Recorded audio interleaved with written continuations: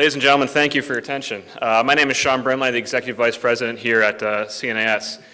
And as you know, at CNAS, we're very proud of the role that we play in promoting the careers of tomorrow's international and national security leaders, rather. This mission for us is not an afterthought, but it's part of our institutional DNA. And the most prestigious opportunity we bestow on one of our young professionals every year is the Bacevich Fellowship. Let me tell you a little bit about it.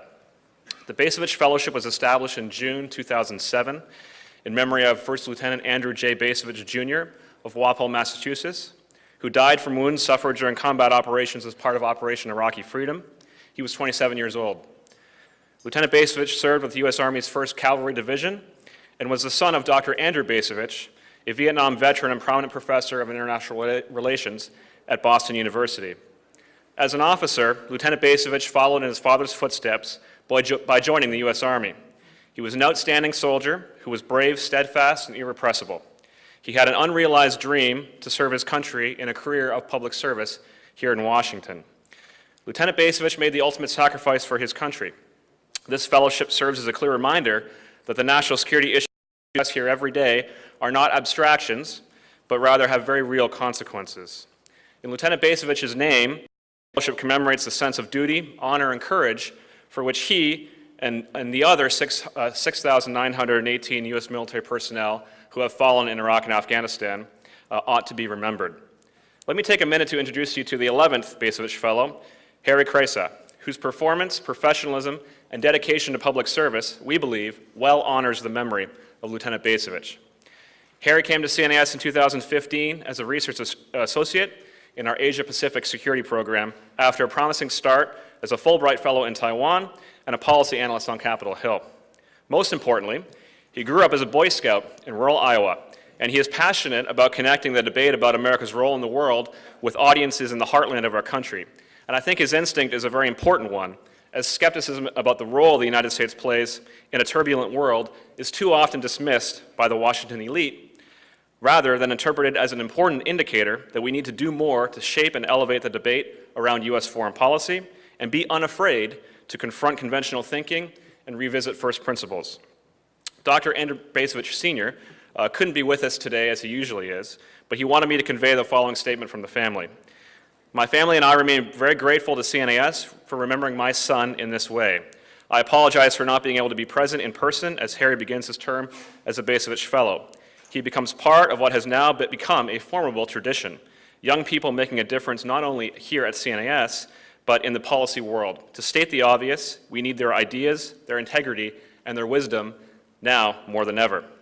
So in enduring recognition of Lieutenant Andrew Bacevich's exceptional commitment to the service of our country, it is my pleasure to introduce Harry Krejsa as the 11th Lieutenant Andrew Bacevich Fellow for 2017-2018. Congratulations, Harry.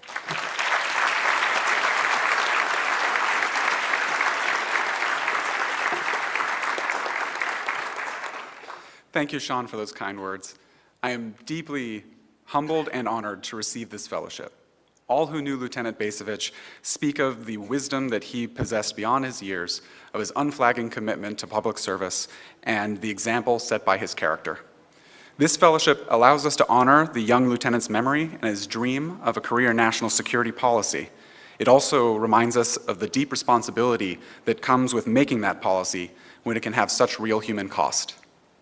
CNAS was founded with a commitment to fostering the next generation of national security leaders, and it established this fellowship almost as soon as the organization itself had come into existence. Honoring Lieutenant Bacevich's legacy and living up to the example of the 10 fellows who have held this title before me will be no easy task, and I'm grateful to Michelle, Richard, and Sean for their confidence in me.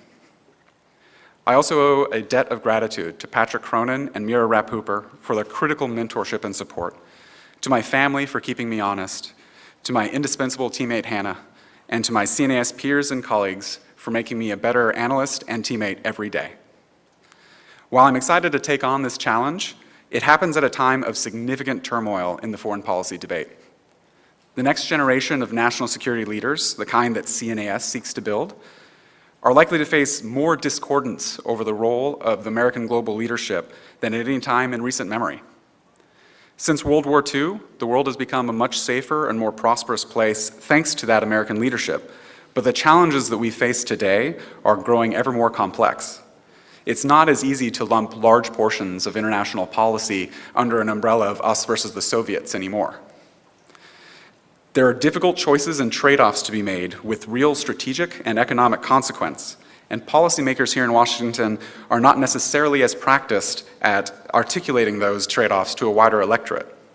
Foreign policy can at times be an esoteric pursuit where new perspectives are not always welcomed and public engagement does not always come easy.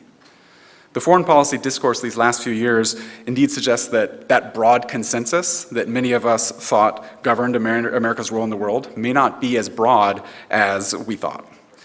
National security leaders may need to become comfortable negotiating American policy not only with foreign statesmen, but also with the men and women of all our various states.